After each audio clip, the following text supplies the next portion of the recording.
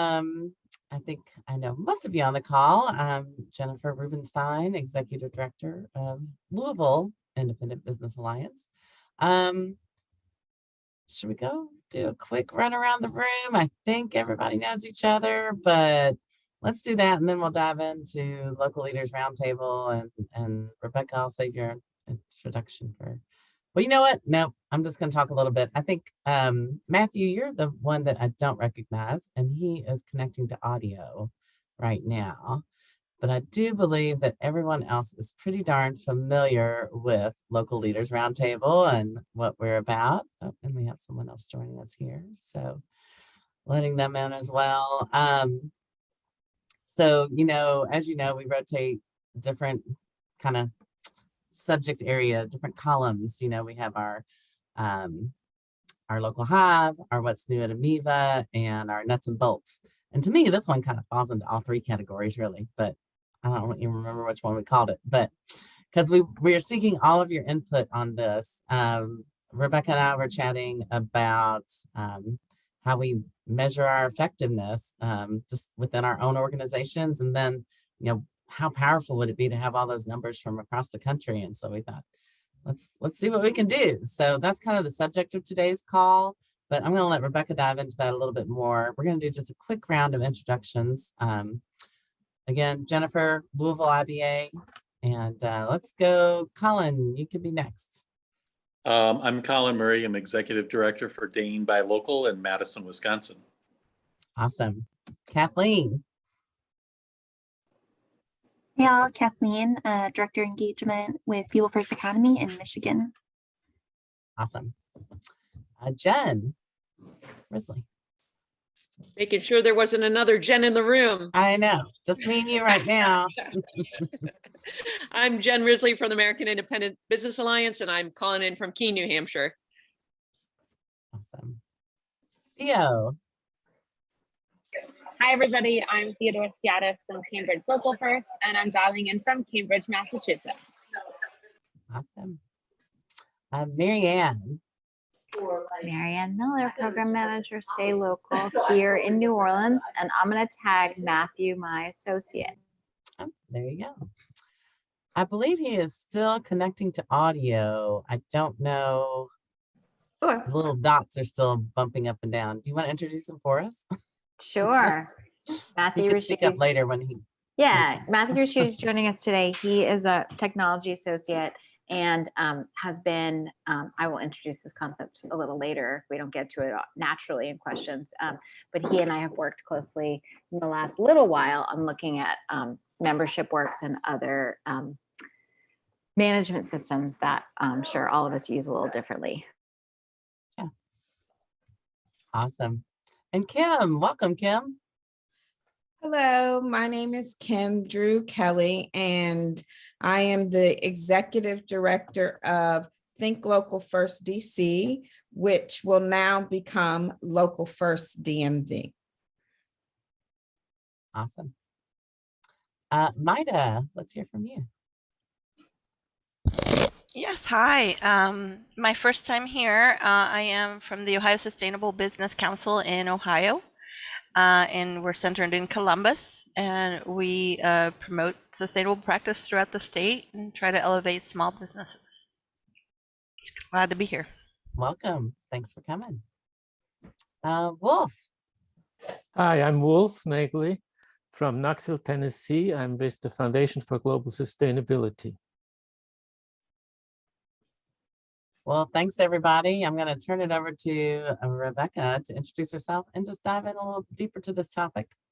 All right. Thank you. So good to see everybody today. I'm Rebecca Malone, and I am on the board of directors for AMIBA, but I'm also a co-founder of the Local Business Institute, which is my business these days.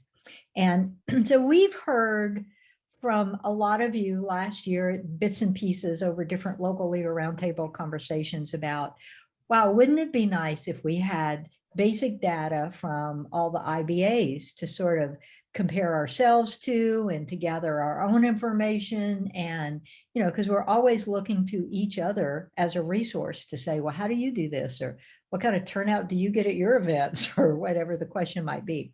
So we've listened to these sort of questions for about a year and decided, Jen and I decided it's time to do something about this. So let's start a data collector for the IBAs who you put in your information in answering the questions. Some of this is, and I sent y'all, anybody who was registered earlier this morning, I sent the questions in a Word document just so you could have it to review before and during, after this event.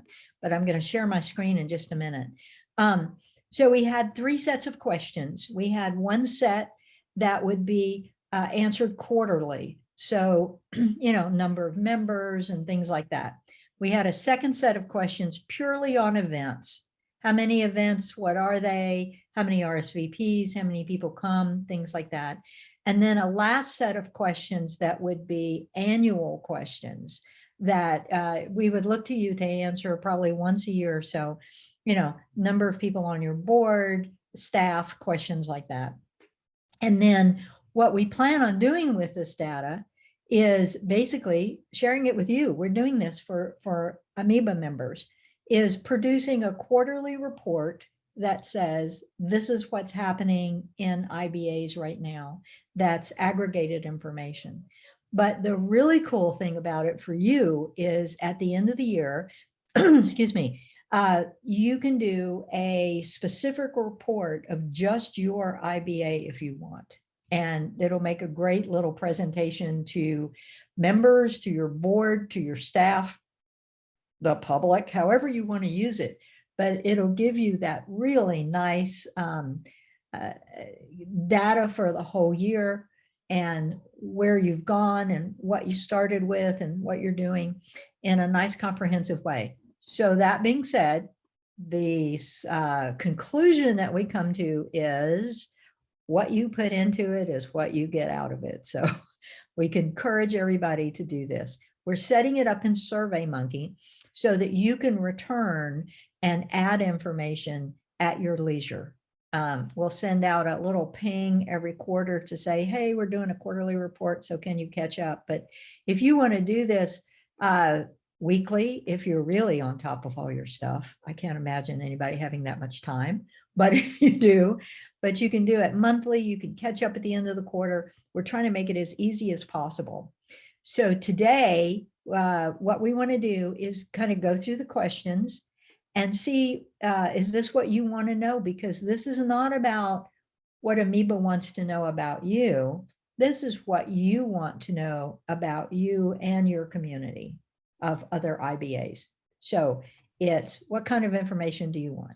Yes, Jen, you had a. Yeah, I was like, and I'm going to add a couple things. Yes, so kind of it's in essence will be kind of 3 different surveys because one, you only need to answer once a year. You're not going to answer how many board members you have every quarter. Then the quarterly thing is, you know, so you can sum up your major campaigns and things like that. Although, like Rebecca said, you can do it as much as you want.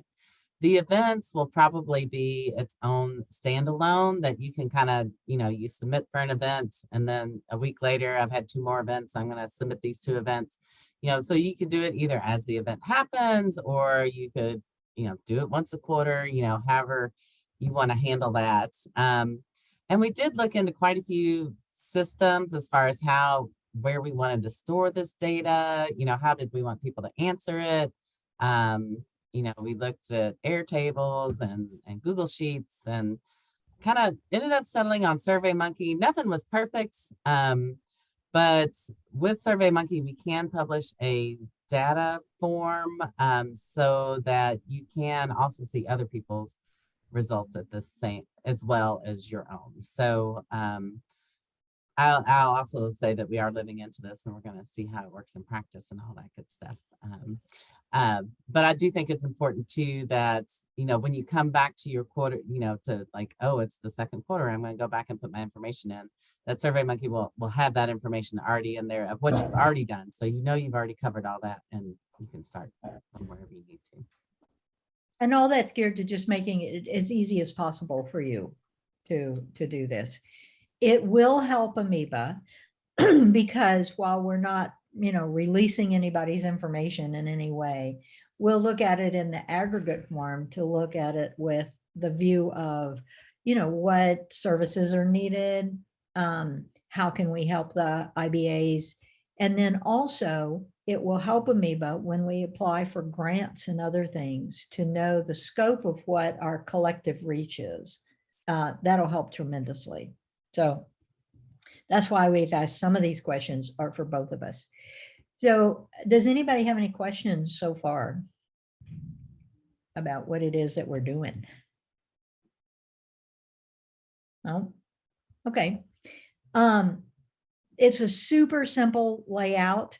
As I've shared the screen, can everybody see my screen? Is that sharing fine? Okay.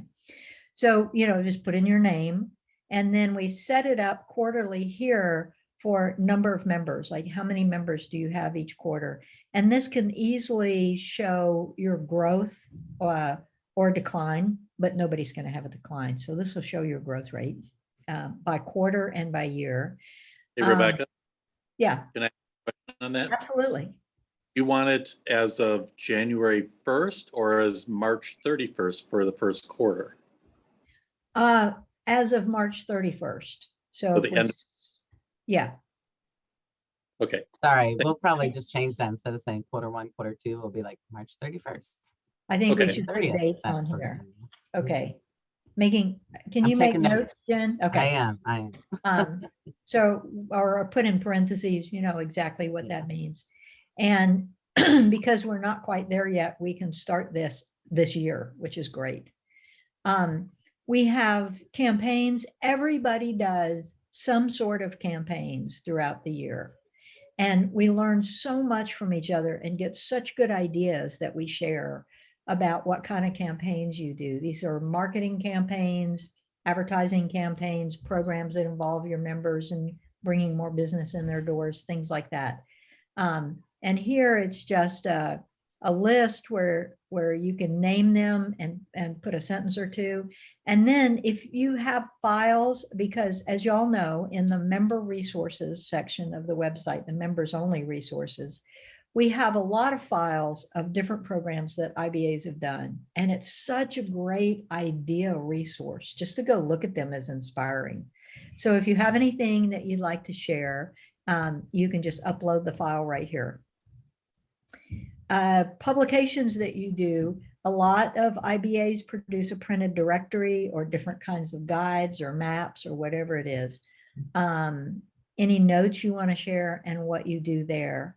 Then this will be, the event question will be a separate survey because we all have events throughout the year and they require different set of questions. So this is more, tell us about it. Is it online? Are you doing in person?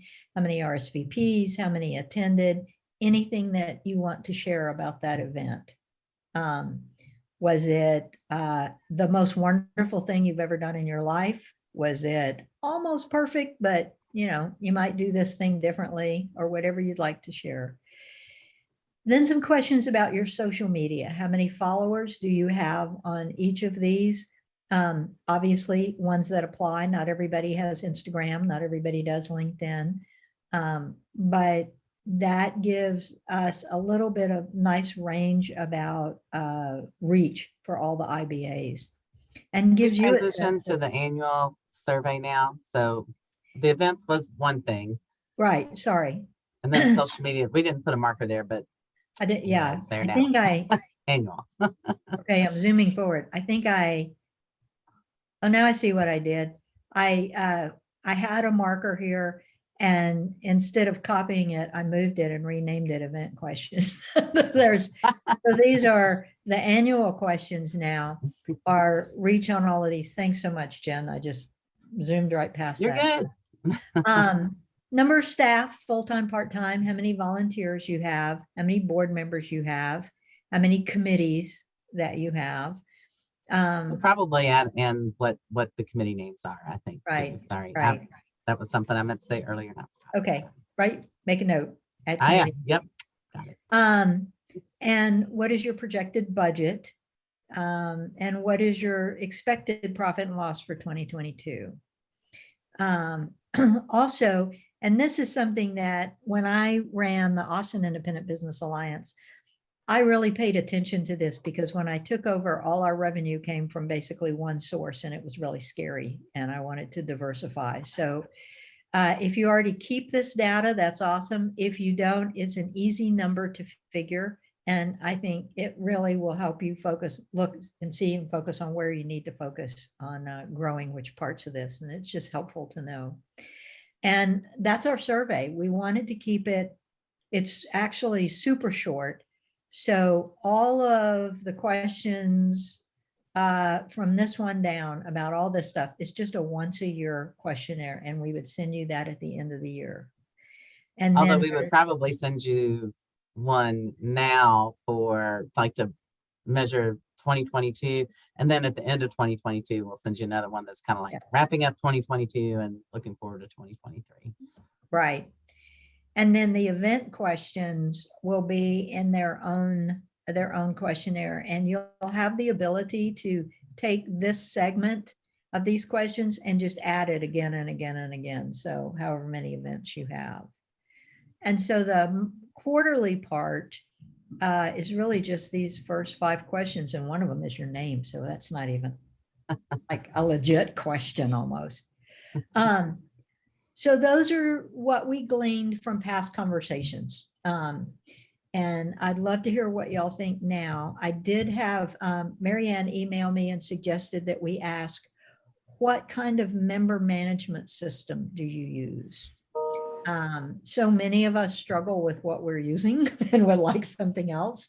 But sometimes if you just have a question, it's great to be able to see, oh, they use the same system I do. I can call them up.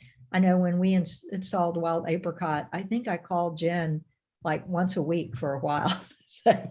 You're using this, pulling my hair out. How do you do this? So that's one suggested question we have. We want to keep this not too long because we don't want it to be laborious for anyone to do. But floor is open. What do y'all think? Thanks for bringing that up, Rebecca. I actually, now that I understand the structure better, nominate that question just for the year end. And then we could see if people switched from year to year. Yeah. That would be good. So we add it to year end.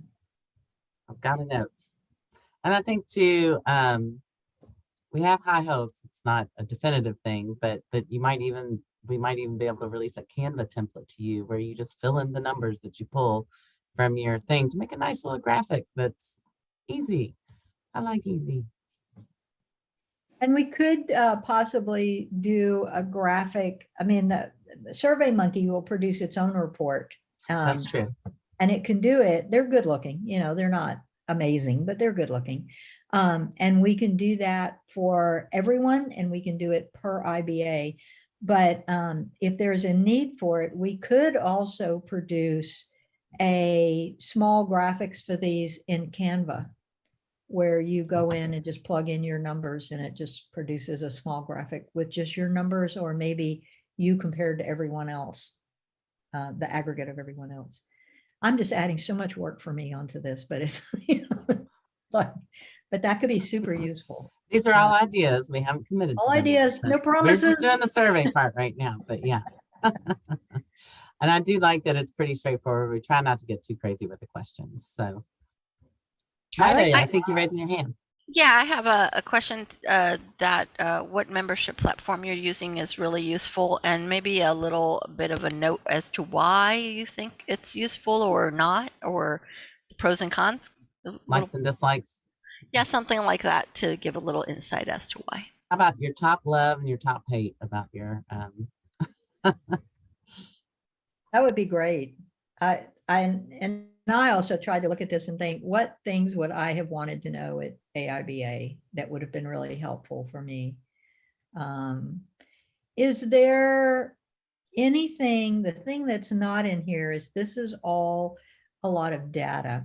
I noticed in all the conversations we've had over the past year, no one's brought this up, but is anybody interested in, do you do advocacy or not?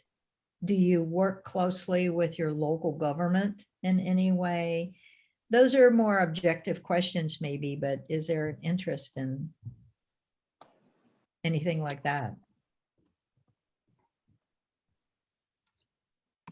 I definitely think I would be interested in learning about what others are doing around advocacy. I know that there are a lot of incorporation questions around how you champion advocacy of work, whether that's external resources that you share. So for me, I think that there are two layers to that. If there are like external resources that your IBA is sharing, or policy and advocacy information that your IBA is creating. I think both of those would be really interesting. Something else separate, moving in a different direction that I'm just curious about, and not wanting to make more work for folks when they're pulling data, but something that I would just be curious to know or understand about other IBAs around the country too are the types of industries that are served within memberships. So if those are primarily retail restaurant oriented, if you are finding that you have a lot of other diverse industries, do you serve manufacturers, all of those kinds of things, if there's any way to easily break some of that down. And another nuance that I'm just curious about alongside events, campaigns, marketing components is kind of similar to that same point, whether or not those pieces are consumer or business facing. So what marketing lenses do you have that you market directly to your businesses who are kind of B2B, or to your consumers to support those businesses? Great point. Great point. Yeah. And those kind of questions too, I think we can have a little more leeway with the end of year questions, that you're not looking to answer a bunch of stuff every single month, and those are good end of year questions. But it would also really help AMIBA to understand who's doing what kind of advocacy, and in terms of having us all be a resource to one another and kind of linking everyone. Is it appropriate to ask what resources you need at the end of the year? Is that not any AMIBA's going to provide everything you need kind of thing, but if I think it makes sense to have that there. I also think that since all of these questions really are optional, we're not requiring anybody to answer every single one. So while I agree, I don't want it to make it insanely long. But I think these are all like, maybe we make a section that's like, these would be nice to know. If you are able to fill this out, then great. And have like resources you need. Jen mentioned kind of strategic goals for the year. Yeah, because I don't want people to look at it and be like, oh, this is too long, I'm not going to do this, but like, here's questions we're super interested in. Here's questions that are optional. This will be helpful if you can fill this out, kind of thing. I like that because it gives you an easy place to stop if you don't have the time. And Jen, I know you mentioned when we first started talking about this, about questions about equity efforts and programs, and that could go in that space too. But it's a great place, and all this information that you put in here will be available to everybody else who fills out the form. We're not making this public. We're sending it to every member IBA, and that's it. But part of the value of this is for you to see how others are doing and what they're doing. And then you can say, oh, I didn't have any idea that they were doing this sort of thing. Let me call them up and see what we can learn from each other. And that's one of the big values of the whole system that we're trying to create, is that connectivity. I think Wolf has his hand up there. Wolf, did you want to ask a question? Yes. For us, it would be very interesting to have those kinds of advocacy. But since we are a nonprofit environmental organization looking at sustainability and community resilience, something that would indicate, the significance in the local context of the impacts that can be accomplished in terms of how much better that is, the independent businesses as compared to the national or international or whatever chains, and what the local impacts might be. Sure. Kathleen, I see you have your hand up. Okay. Sorry, this was just another loose thought, not necessarily connected to what's been shared. Another thing I just think would be interesting maybe for an annual question could also be membership structures. I know people have either adjusted their structure or dues, what all of that looks like. I'm just kind of curious what that looks like alongside participation. I think that'd be a helpful marker. That would be really good. Yeah, membership structures, structure and fees kind of thing. I like that too. And then Feel Janine free- also commented, oh, sorry. No, go ahead. I was just going to say, feel free to put questions in the chat if you don't want to speak on the call, and we'll gather that information as well. Go ahead, Jen. Oh, I was just calling out Janine's chat about outer facing tools I've used, use like networked e-commerce platforms. So in a way that can kind of fit under campaigns, but it's not truly like just a marketing campaign. And yet it's like this initiative. Maybe we call those initiatives instead of campaigns. That would kind of work. platforms, you know, other like technological platforms that IBAs may additionally use. I don't know. I'd love to know that. And we've talked about that in the past. So I'd love to get an update. Maybe we just have a tools and platform section. Yeah, like other technology tools you use. Yeah, because that would be really easy for people to answer. Mm-hmm. And that would be a, you know, once a year would be appropriate, maybe. Yeah, I think annually, like, oh, we can't get by without such and such or whatever. Right. That would be so helpful, because we're all out there more or less doing the same things, and learning new tools is always a good thing to do. So anybody else? Anybody have any comments on the ease of doing this, or the fact that we're doing it at all? And what is your interest level of having this data purely for your organization?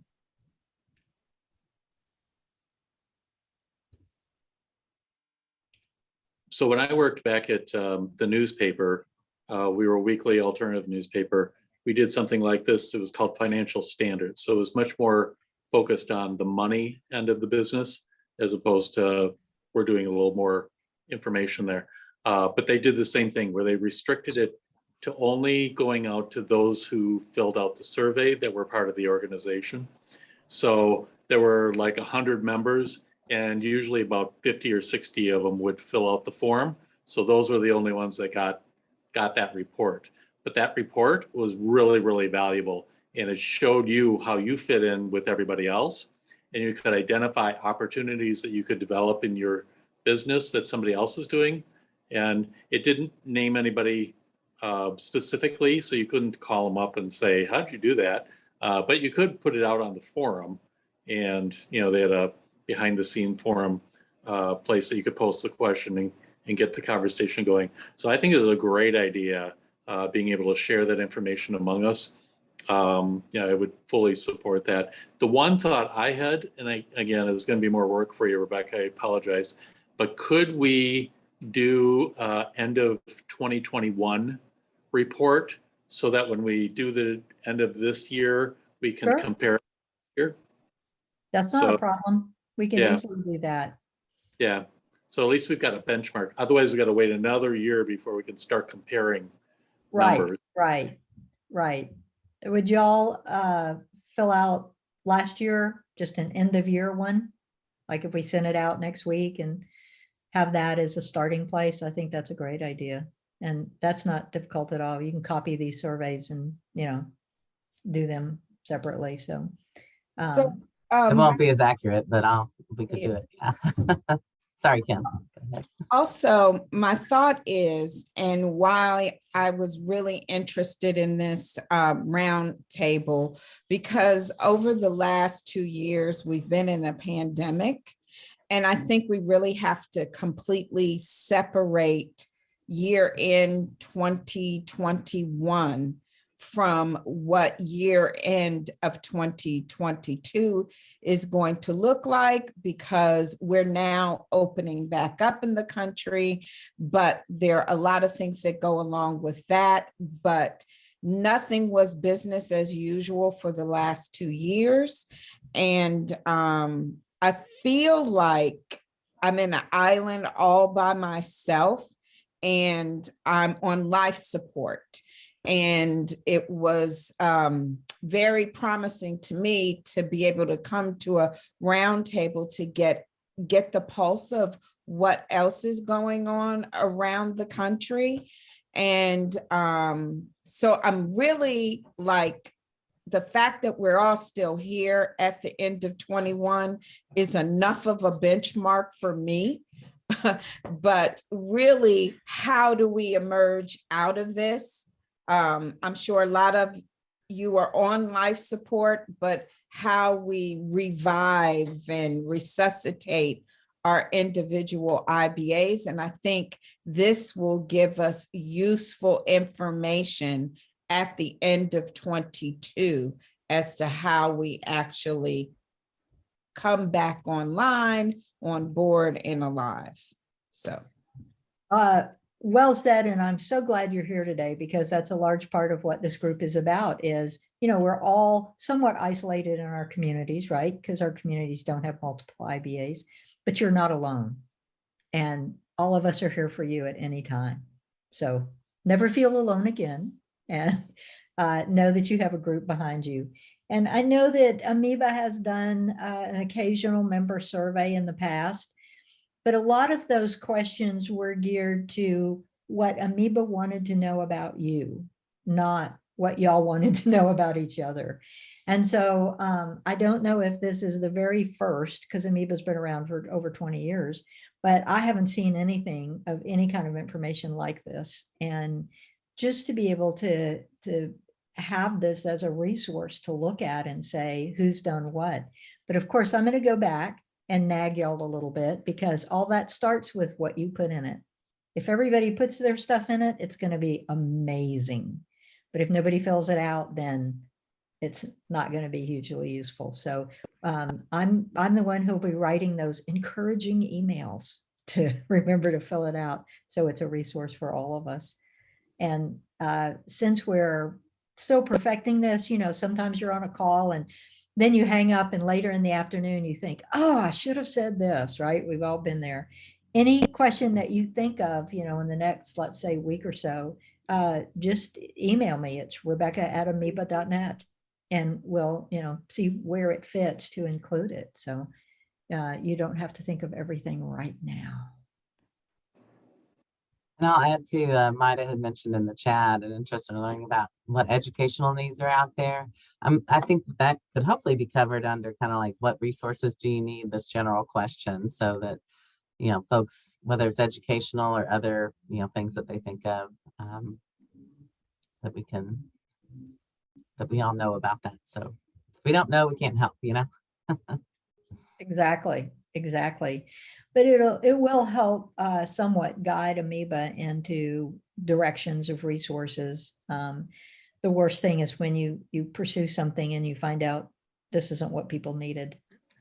So we want to make sure that whatever we do is on target with what y'all need, and that'll be huge.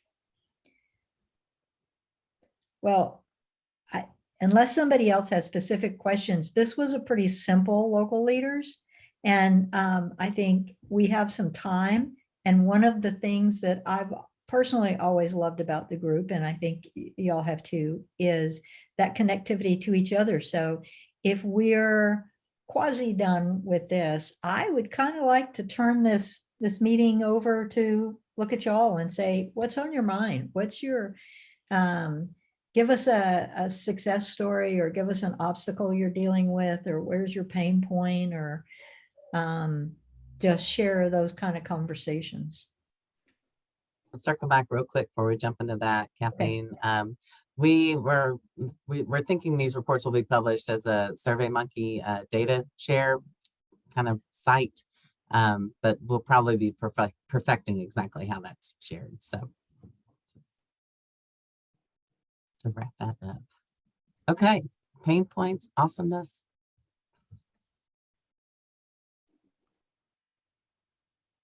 Y'all have no pain and no awesomeness. That's unbelievable. I Everybody know wants that to go outside and enjoy the sun. All Well, right, Janine was about to pipe up, and so's Kim. Great, Yeah. you got two. okay. Oh, okay. I'll just say I'm looking forward to this data because I do, now that I think about it, I get a lot of questions and I'm always wondering myself, because I don't participate enough in all these roundtables, is in the size and strength of the networks and which ones are really doing what. And that's partly my own fault for not participating enough. But I just feel like there's nothing better than the strength of our shared combined knowledge. And for me, this kind of data is that's just super helpful. It helps me to kind of put a map across the United States and feel more connected to you all. So even though it's numbers, and that doesn't mean a lot, it's really true connections, but I just do feel like this can be very useful when people ask me about IBAs throughout the United States and what's going on and what are they doing and areas that we could grow and learn. So I'm just, that's not what you asked, but I'm just going to say it out loud. No, that's great. I asked what's on your mind. And that's a great answer to what's on your mind, because it is. And I can tell you, don't take any responsibility whatsoever for that. Rarely do you get told that in your life, but I'm on every one of these calls because I'm one of the hosts and I still don't know what everybody's doing. So I think this will really, really help, or at least, give you a sense of who to call. And it's so easy when you can pick up the phone or shoot an email and say, hey, I see that you're doing this and we're kind of looking at doing a similar thing. I've done that throughout the years and it has just been so helpful, because I've always found that we're also honest with each other. And there's nothing more helpful than have somebody say, don't ever do this, trust me, or we did it and here were the mistakes we made. So you go make different mistakes at least. That's invaluable. Hi guys, I'm Di from Australia, and at the moment I can't get my video to work, so I'm sorry, and it's 5 o'clock in the morning here, so excuse my husky voice. Oh dear. I tapped in late, but it's great listening to what you're saying. I'm in a regional city in Australia with 20,000 people. We've had similar battles across the world just listening to you guys. I joined AMIBA and started following you guys 3 or 4 years ago when we were having a tough time here with drought and whatnot.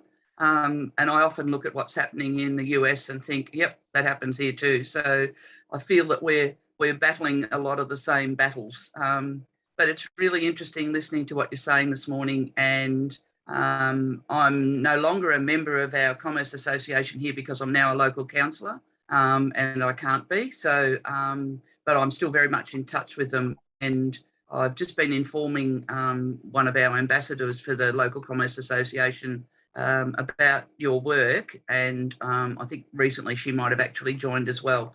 So I'll actually be putting her in touch with this sort of thing too, because I think it would be very beneficial to us too. Unfortunately, at the moment, our council's now decided they should try and rip up our CBD and revitalise it. So we've actually got more than a fight. We've got everybody on life support in businesses. My daughter's got a business and I actually work in that business. But yeah, we've got everybody on life support trying to survive and get back. And I don't know what happened with business in the US, but our federal government and state governments made a ruling that landlords needed to assist us during COVID with a reduction in rent that matched our reduction in turnover. Some were great. My daughter was blessed, great landlord. The first message we got from them when COVID first hit was, we don't need an empty shop, talk to us. And they actually followed that. So every time we talked to them, we were able to strike a deal, which was amazing. However, there's others who've had no deal struck and now have this almighty debt of back rent that they're trying to cover. So I'm interested to know if that sort of thing has happened in US, please. First, welcome and glad you're here. And yes, I agree. And whenever I travel to other countries, I try and go meet shop owners and local business owners. And it's always striking to me how how similar everything is. I mean, the problems people are dealing with, the obstacles, the challenges are really the same, a little bit different, but the same everywhere. And so it's wonderful to connect all of that. I think in answer to your question, yes, yes, and yes. We had the PPP loans, which saved a lot of businesses, a whole lot of them. But we also had a lot of businesses that had difficulty or was impossible to access those loans. The first round was very much geared to already having a banking relationship somewhere. And a lot of really small businesses didn't have that kind of banking relationship they needed. And the banks just went after the bigger businesses and low-hanging fruit to begin with. Subsequent rounds really helped. It wasn't a total lifesaver, but it sure helped a whole lot of businesses. I just completed a small business needs assessment study for the city of Austin, Texas. And that was one of the questions. And of all the people we interviewed, most of the businesses did get PPP loans. But I know that especially underserved businesses were largely left out of that process. We found here that a lot of the really small single owner, single operator businesses seem to get forgotten and left behind. And they don't seem to have the same connections. We did have, I don't know whether you had it in America as well, but we had what they called JobKeeper here, which the federal government paid money to. The criteria was that you had to have been employed by that business for X amount of time, and you got a percentage. So it was like if it was a worker that had been working 25 plus hours, I think was the first part, then they got $750 a week. So it actually kept people able to be employed. But the other question I've really got, I'd like to know from you guys is we can't get workers. You know, I went up the street the other day to take my dad shopping and got just to get 4 basic things with the butcher, the baker and things like that. And the coffee shop next door, they all had 2 signs in their window looking for workers. Are you guys all looking for workers over there too? We've just got everyone's short-staffed. Some have had to reduce their hours to actually operate. And then the community's saying, oh, but they're never open. And I'm saying, well, they're not allowed to have staff on from 7 in the morning till 7 at night. It's right. So we've got that issue now. Are you sure you're not in the US? Because all the things you're talking about, we're experiencing here badly. And I'm gonna be quiet because I think there are others on the call who could probably talk about the employee issues better than I. Others, come on. I mean, happy to jump in here. Oh, go ahead. I was just going to say that one of my board members has a successful restaurant here in Washington, D.C. And he actually suspended operations from December and won't open until Easter weekend due to the last impact of COVID and hitting his workforce really hard, and then just trying to keep above water. So there are a lot of independent shopkeepers who have literally temporarily suspended operations because of the workforce shortage. Definitely here in the Washington, D.C. metropolitan area. And we had one of the largest mass exodus of any city on the Eastern Seaboard right next to New York. We definitely have had and continue to struggle with people returning to the office buildings in our business district, and then therefore the smaller businesses that relied on that foot traffic, it absolutely not being there. So it's just a perfect storm. Theo, I think you were going to add to that? Sure. I was just going to add, it's particularly been noticed in parts of Massachusetts that have historically relied on a lot of immigrant labor during the summer. So for example, the Berkshires in Western Mass have had a hard time staffing and have had to have closed like shorter periods of opening, because with the borders closed and or just immigration channels made much more difficult for people, it's affected a lot of the workforce that historically has been, let's say, temporary seasonal immigrant labor. So that's something that we've noticed here in Massachusetts and parts of the state that do a lot of business in the summertime, but that business they do so much of that it sustains them throughout the year when they have periods of less activity. And so when they have to close their doors during this period of what would normally be a booming period, it actually threatens the like livability of the business year round, because it means that they're really not getting their revenue when they need it the most. So that's been difficult. And then just in Cambridge in general, I mean, part of the challenge is longer term, very significant housing costs make it difficult for a lot of staff to be able to afford to live, not just in Cambridge, but even in the surrounding area. And so people historically drove into Cambridge to do a lot of this work. And now they're like, well, I can work remotely or I can work flexibly. I'm not gonna tolerate that commute. And so our exorbitant housing costs have also been a deterrent. So we're in a lot of ways, we're experiencing labor shortages here too. I just wanted to pipe in that some comments we heard. I think we told y'all that we were having our first in a long time focus group. We held it in January, and a couple of business owners talked about the frustration in this cycle of hiring with the additional amount of time that it's drawing them away from the effort they could be spending really rebuilding the business in the true sort of like how they would hope to see their numbers come back, or how they would get there, or just strategic planning for that, because of the amount of time that it's taking to identify candidates, because they sort of had to change their goal candidate because that person's just not available. And so it's like, okay, I'll suspend my minimum standard for years of experience or what have you, but then I have to supplement that with my own training or with these other tools. And so just that's something that people really wanted, business owners we talked to really wanted to have heard, is like, if you're looking at my business and you're saying, why are you closed, or why you shorten your hours, it may also be that I'm here working, but I have to do more of it myself than ever before. And we all know how hands-on these business owners are. Very good point. Good point. I was wondering if I could pivot right quickly to talk about something exciting and to see if one of the other IBAs are already ahead of me in this. So for the last year and a half, I've been working on having Local Light launched in my region.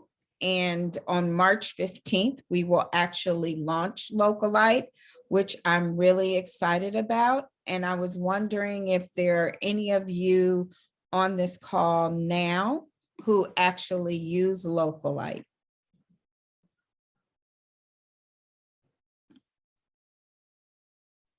Not yet. I think we're all watching you.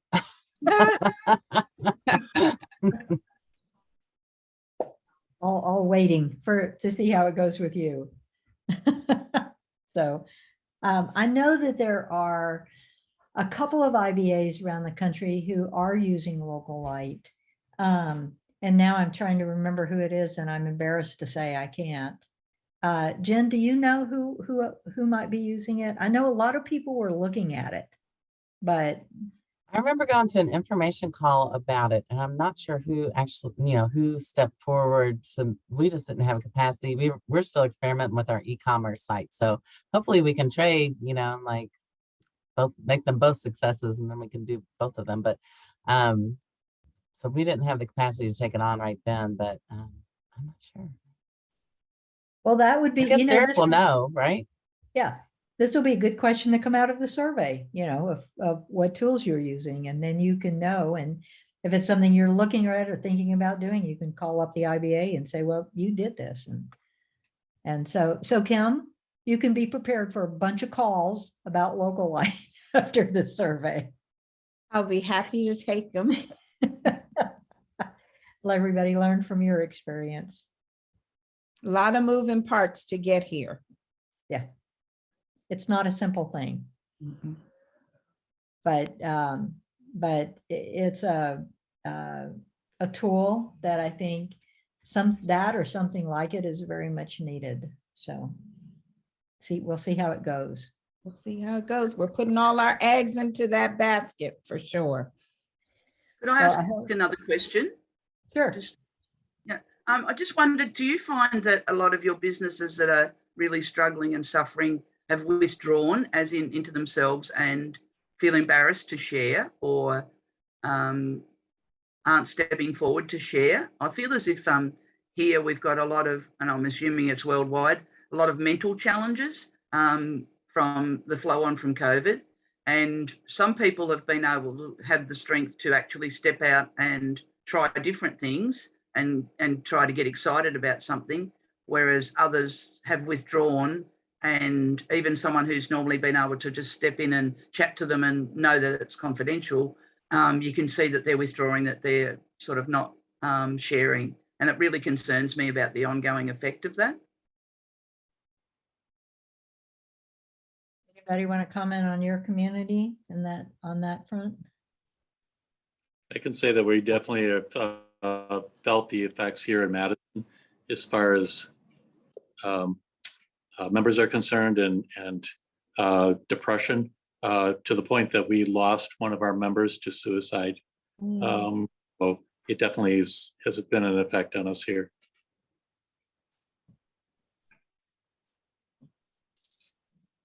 I saw it in the needs assessment study that we did in Austin. Part of that I did was 15 one-on-one interviews with business owners that asked some standard questions. Did you get a PPP loan? What have you done for the pandemic? Things like that. And I knew most of them, so they were pretty straightforward with me. But nobody likes to talk about feeling like you're failing.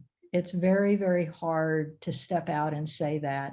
And I think one of the challenges all of us have as IBA leaders is to, in different ways, provide a safe space for our members to have those kind of conversations. Maybe it's an event, maybe it's an online conversation where they feel safe saying, I'm just having a hell of a time, and this is really, really hard. And one of the last questions that we asked people on these interviews was, do you have hope? And it was the most revealing question, not in their answer. They almost all said yes. Entrepreneurs are optimists, they do have hope. And so if you look at it on some kind of chart that how many people said yes, it looks like, oh, they're all okay. They said yes. But if you saw them answer this question, and all these interviews were recorded, it was a,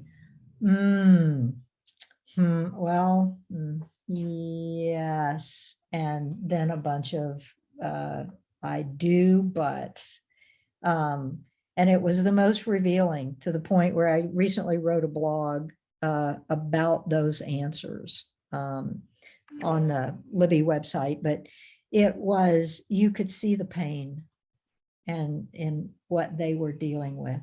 And I would take it a step farther from what you said. It's the pain in losing fellow businesses. It's the pain in, many people look at their employees as family, and the family that they had to lay off or can no longer employ or can't use anymore. Those are all serious pain points of loss. And you can't just always gloss over that. And on that happy note, we're almost out of time. So somebody say something happy at the end of this call. I had one question. How many of you are still doing virtual events, or are you going towards hybrid events or more in-person events? I just was curious what was out there and what was being done. We just did a hybrid last Tuesday, 2 days ago. Interestingly, about 65% of the attendees were in person. People want to go back to in-person events, but we did have a number of them that were still on Zoom. We are sprinkling both in. We started back to in-person, and then Omicron canceled those, but now we're back to in-person. Next Omicron, if we get one, let's hope not, we'll go back to. But in the wintertime, we did find that we're definitely going to keep online, especially in the wintertime, some of the things like that.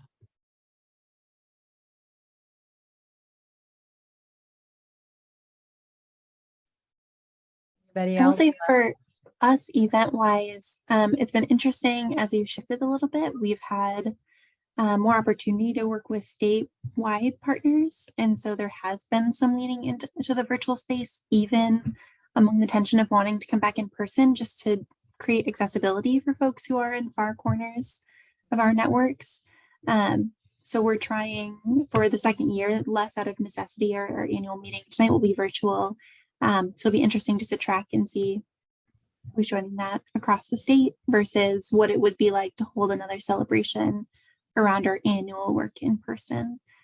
So the statewide component has been a factor for us as far as virtual or in person. Great point.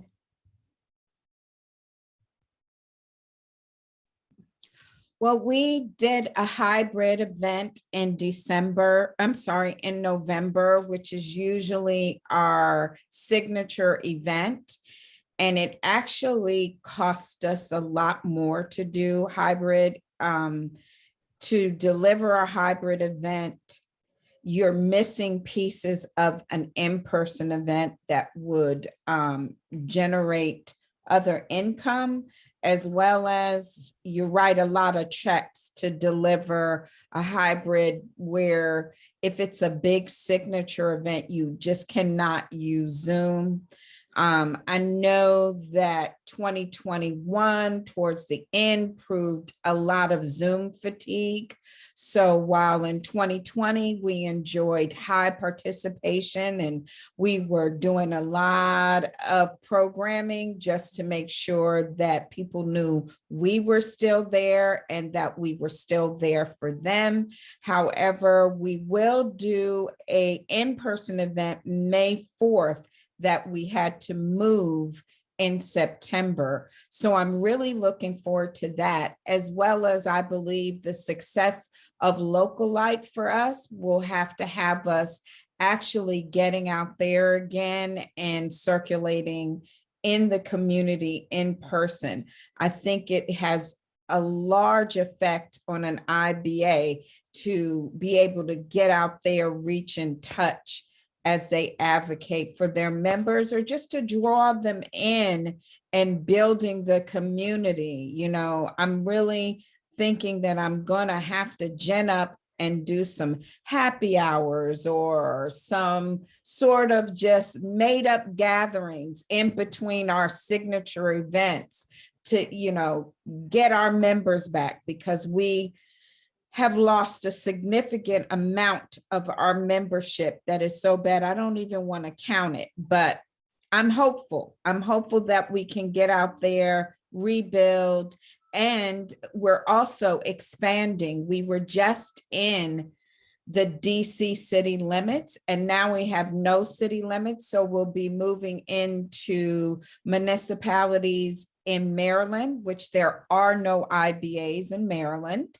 and moving into Northern Virginia. So it's giving us this opportunity to now look at it a lot differently and say, there are no city limits and we're going to welcome everybody. And I'm hopeful for casting that wider net. And that's why we're moving the name from Think Local First DC to Think Local First DMV, which stands for the District, Maryland, and Virginia. That's awesome and so exciting to hear. I think that expansion will serve you well. I did a similar thing. We started out as the Austin city limits and then realized, wait a minute, we're not a city limits, we're a region. And when we expanded to the region, it just made all the difference. So, but you're right. So your job now is to go out and help those businesses not feel so alone while you're feeling alone, right? Hope we've helped you with that today. Yes. So looks like we're out of time. Jen, you want to take it over? You're muted. Muted, sorry. Yeah, so I don't really have anything else to say, honestly, besides our next local leader roundtable is April the 14th. I will drop that in the chat there along with the registration. We are going to be talking about rebuilding the strategic plan. So, I know a lot of us had strategic plans. I did my planning like 2 weeks before the pandemic hit, and I'm like, right out the window. So, since then we've just been like triaging and, trying to plan, but knowing that again, it might all go out the window. But we're hoping for a little more stability this year. So we're going to talk about rebuilding our strategic plan, and we're going to get some tips and tricks and best practices from the folks that are actually working with AMIBA for a strategic planning session as well, I believe, right? Yes. But Yes. and that's all in process as well. So this will be, contributions from the group so we can hear about all of each other's experiences, but also, having a person in the room who does this all day long, who is going to tell us about, how to move forward with that. So I think that is everything on my end. Anything else I need to add? I think that's it. Just All thank you, right. everyone. Y'all are All right. awesome and amazing. And never think that you are alone, because we're all here for each and every one of you. And when you're feeling that way, just pick up the phone and call somebody else, and they'll totally empathize with you. I've done it. Jen has often been my phone call to say, have you ever experienced this? And so that's a great resource of AMIBA is each other. And Absolutely. I hope y'all all stay warm during this, I think for everybody everywhere, a little bit of spring, winter period, and have a wonderful, wonderful week. And we Yes. hope to see you all next time. Thank you. Maybe one day we will do this all in person. You never know. Wouldn't that be fun? Oh, that would be cool. I want to That would be have amazing. a beer with y'all. So, all Okay. right. Take care. Thanks, everybody. See ya. Thanks, Bye. everyone.